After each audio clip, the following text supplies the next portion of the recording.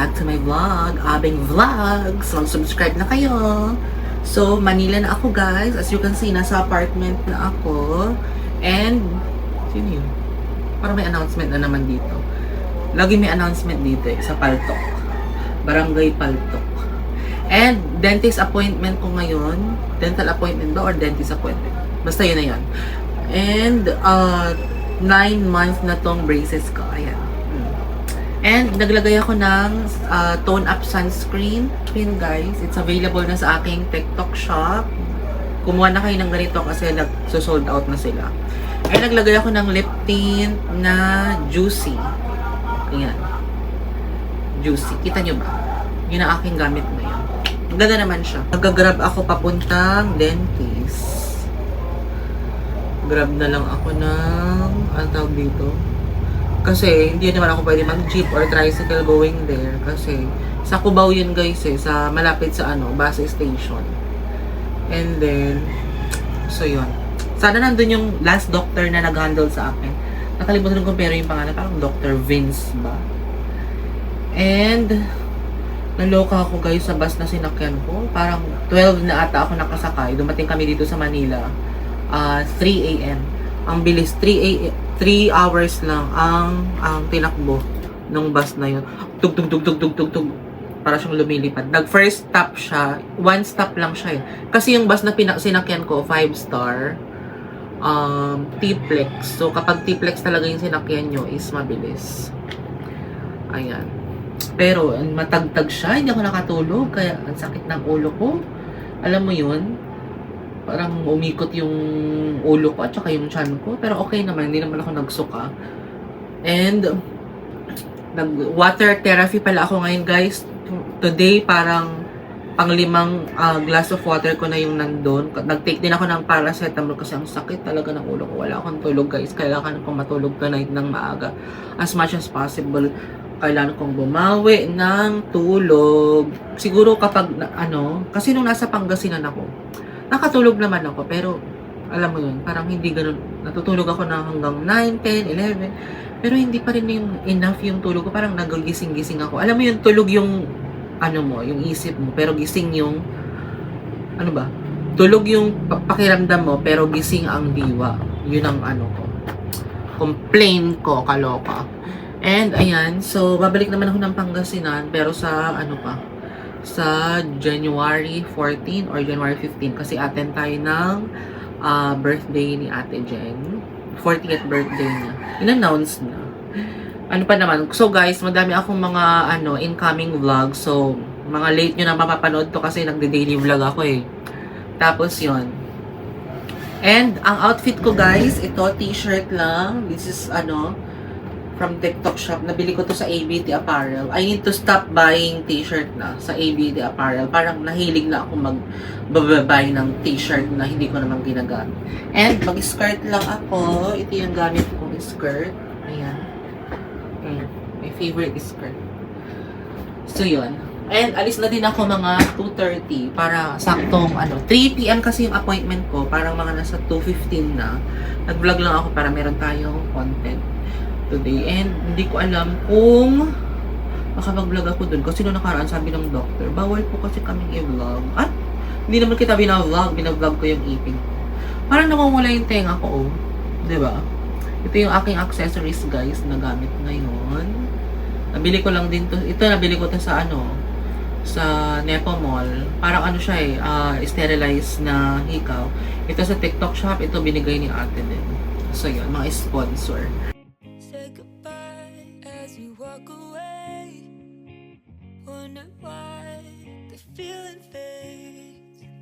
Left my heart when you took the blame.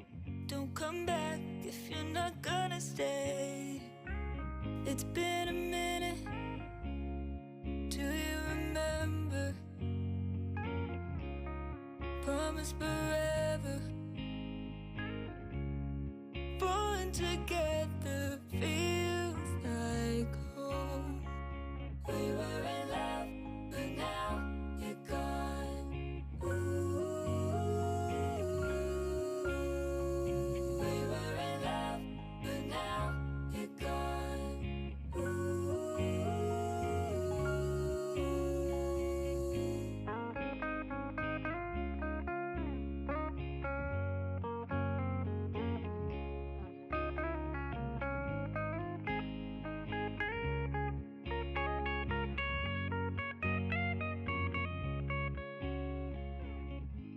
what you wanted before.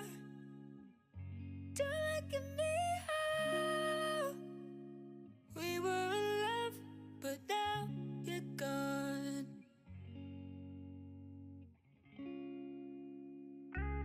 It's been a minute. Do you remember? Promise. Guys, dentist na ako. Waiting na lang ako sa time ko. Ayan. Bilis ng grab na yun, guys. In fairness, 7 minutes nandito na ako. So yun, try ko mag-vlog dun sa loob, guys. A few moments later.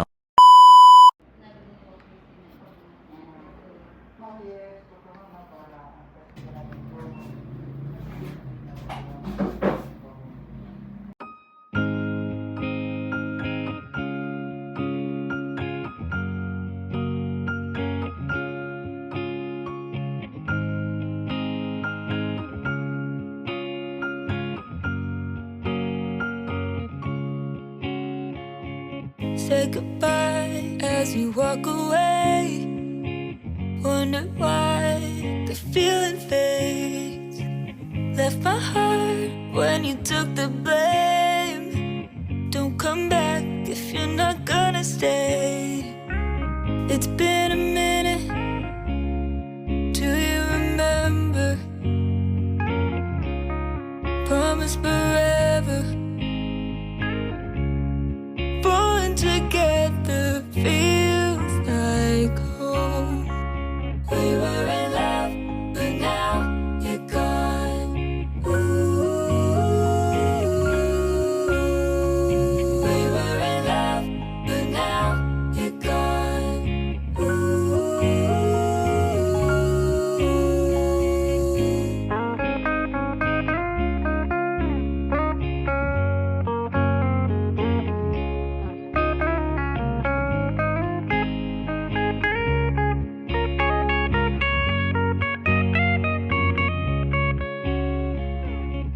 What you wanted before. Don't look at me how we were in love. A few moments later.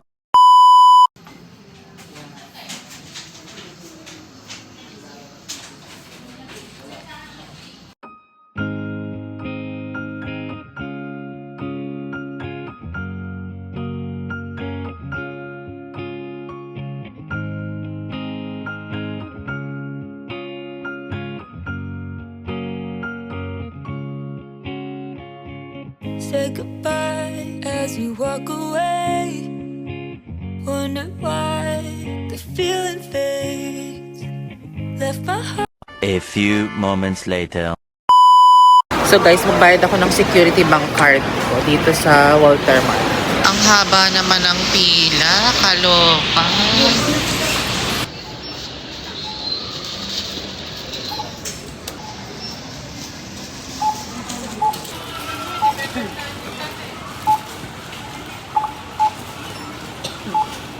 Guys, kain tayo.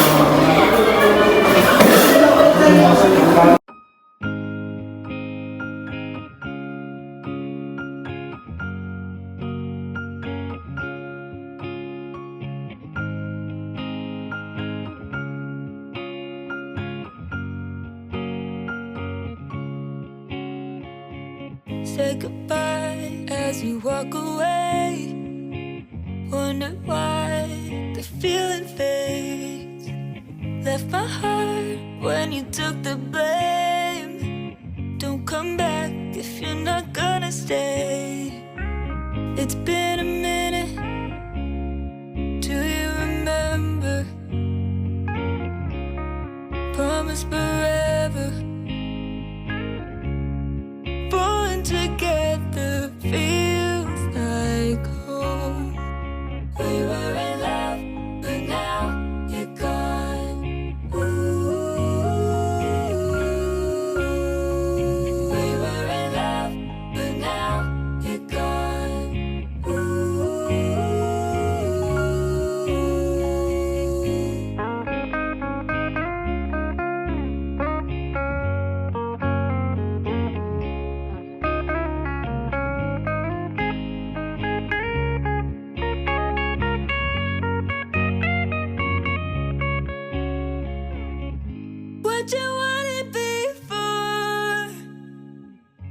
A few moments later. Guys, bahay na ako. Nag-dinner na ako sa Mang Inasal kasi, oh my God, gutom na ako guys. Ang kinain ko lang kaninang lunch is shirataki rice. And then, pumunta na ako sa dentist. Ngayon ay 6 p.m. na. Time check. Ayan o, 6 p.m. na. And ito yung aking mga pinag-grocery guys. I-haul natin. Konti lang naman yung grocery ko. Bumili ako ng new bake ba to? New bake na wheat bread. Ayan. And then bumili ako ng palaman ko. Eden cheese. And bumili din ako ng ganito. Ingit kasi ako kay Elise. Yung nakakita ako ng biscuit niya dun, wafer. Kaya bumili din ako ng cream o. Kaya hindi ako nag-stock ng ganito guys, mga cream o na mga ganito, mga bread, mga biscuit. Kasi natutok ko sa ako guys. Nakatingin ako sa salamin kaya hindi ako nakapokus sa camera lens. Naka-turn on yung flash ng phone ko para maliwanag. Maliwanag ba? Natutok so ako kapag meron akong ganito talaga na makakain. And bumili ako, ibaba ko nga ito mamaya. Bumili ako ng black pepper, ground black pepper. Ground pepper pala. Black brown pepper. Kaloka. Nabubulol kasi yung bagong adjust ng aking teeth. And then, bumili ako ng, yan lang yung food na nabili ko. Dalawang palaman kasi yung binili ko. Eden cheese na, cheese, pure cheese. Ito naman, Eden na mayo. Eden mayo. And bumili na ako ng ano guys. Pag nag-grocery ako, it's a must na meron akong eco bag para hindi ako mahirapan magbitbit. And bumili na ako guys ng Zonrox kasi maglalaba ako bukas. Sabi ko na kay Sarah, ako ay maglalaba. Bumili ako ng ganito guys, Head and Shoulder na malaki. Kasi, dinadandruff na naman ako. Diba?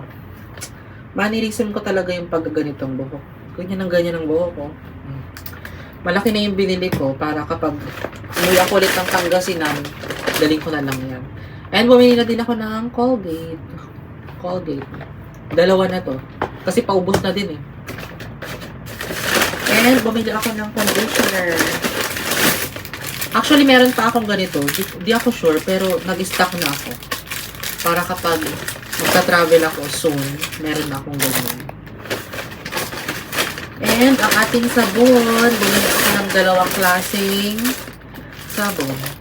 Breeze na antibacterial and yung Breeze na Eco Clean. Yan ang aking sabon bukas. At bumili na pala ako guys ng aking, ito, effective to. Kasi ginagamit ko to sa mga dark spots ko sa shoulder, sa likod.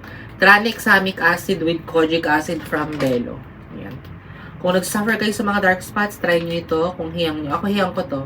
Pero nag-order ako para sa mukha. Nag-order ako sa TikTok shop ng, ang tawag dito, ng skincare. Para siyang Cetaphil. Pakita ko sa inyo kapag dumating na. May mga in-order ako sa TikTok eh. And, ang ating softener. Downy. Downy Antibac. Tapos, meron pa rin din siyang mix na Sunrise Fresh ang amoy niya.